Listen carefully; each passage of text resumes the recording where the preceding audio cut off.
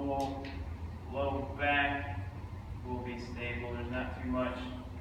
The low back has somewhat movement rotation, but it's not supposed to be your prime mover in rotation.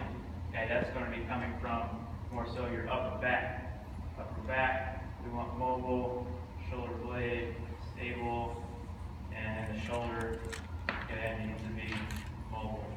Alright, so maybe sometimes throughout life, we might have some times where we've been restricted. Maybe I can't get my arms fully overhead, or man, my hips are so tight, from sitting and stuff all day. But as you see, boom, all the joints, how it's supposed to be. Now what happens when we don't have that, right? So now what if big toe, we just call it stiff, okay? What if that big toe stiff? What happens next? Your foot will become mobile, and if the elbows, foot bones become mobile, foot's going to collapse, okay? That's going to lead to a stiff ankle, and you can kind of see what happens down the line, right? So when we talk about injuries, you may have some knee pain. But why is your knee hurting? Why is the knee hurting? Are we just going to treat the knee, or what should we do? What should we look at? Should we look maybe we're missing some range of motion in our big toe? Perhaps maybe we're missing some movement in our hips. Okay. Upper back is huge. If that's stiff, everything else is going to be affected, especially that low back. Anyone have low back issues in here? A few people? Okay. When you start running, increasing that mileage, things will start to show up for you. Okay, low back might start giving you some issues, or might be looking elsewhere.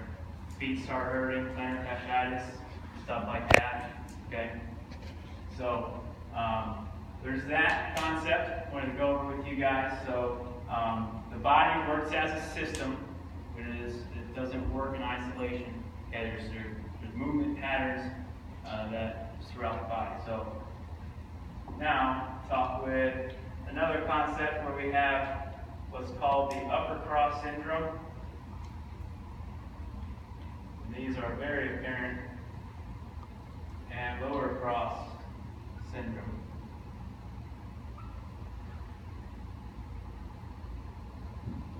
Okay, so what this is, Angie, could you stand up for me, please? It's kind of be sideways. All right, so upper cross syndrome, you can imagine, say, an X running here and here. And what that really means is that on one side of the line of the X, our chest and some neck muscles and some things are going to be tight to where it's rounding your shoulders forward.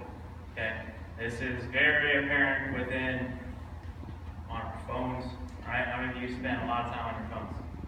Probably everyone in here, right? It's taking over the world. Okay, it's not good. Okay, we got to fight that. Right?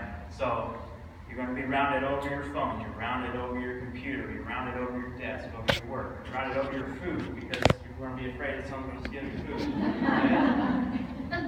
All right. So, and when those things are tight here in the front, things in the back get weak. Okay, those are going to be affected. All right. So now the lower cross syndrome here is now you just envision the X coming this way. So with that, with the lower section, okay, you're going to have weak abs and weak glutes. Okay, weak abs and weak glutes. Okay, and then on the other side of that, you're going to have a tight low back, kind of erector muscles, and that what's called the thoracolumbar fascia, just kind of connective tissue, pretty much right there at the back. It's going to be tight, as well as the hip flexor, some quad muscles, and some other muscles that help flex the hip. Okay, iliopsoas, some of y'all have heard the psoas muscle or what have you. Okay, so those are going to be tight. Okay, so those are some things to think about. Just everyday life, how it relates to your posture, how it's going to affect everything else. So a couple quotes, some good quotes about posture. So posture is a reflex that we have. Okay? not a position that we hold, right? How many times have you heard from a parent, sit up straight? Sit up straight at the dinner table. Probably everyone, right? Sit up straight, okay? You can do that for a little bit, but then you just wear out, right? Okay, you've lost some of your reflexive strength, okay? It should happen naturally, it should be there, okay? Another one is probably my top posture quote. Posture is the average of all your motions and all of your positions, okay? So, if you're spend all day in a more flexed position, rounded here, short here, and then you're not doing much when you get home on the couch, you're in slump, okay? You're going to be the average of what you do throughout the day. Okay, if you're exercising, if you already have exercise in on top of that, so what are you doing in your exercise program that is going to help you out? Okay, are you doing some things to help, fight the roundedness? Okay, if you're say doing a lot of maybe some chest and shoulder work, things that are going to help over exaggerate that and not help you, we're going to be in some trouble. All right, so posture is the average of all your motions and all your positions. Okay.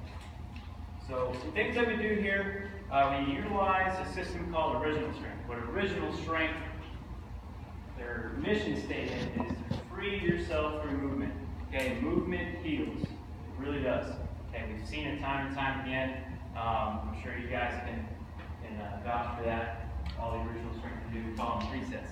So what it is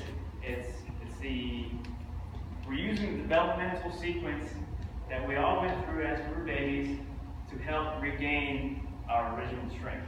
Okay. So what that is, we're working on breathing. Breathing is important. You mentioned, Andy mentioned earlier, breathing is the key. This is the key to your core training. This is you're using your diaphragm. Okay, is the key to your inner core. Okay, so the goal of the inner core is to provide a foundational stability for all your movement. If you don't know how to breathe correctly, you're already off from the start. Okay, so by you breathing correctly, have y'all seen babies come out and they're belly breathing? Okay, that's what we're talking about. Okay, it's not just so you have that belly breathing. And then there's stress breathing. That's probably every day for about everyone here in traffic, right? Get mad, get upset. You start using your secondary accessory muscles to breathe rather than, say, your diaphragm. You utilize it as your primary breathing mechanism, which is supposed to be. Okay, we get tight in the neck, we get tight in the pecs, and that's where some of that upper cross center is going to start from. Okay, if you're already breathing incorrectly, you're going to start seeing that issue. Okay. When you have that issue, so talking about like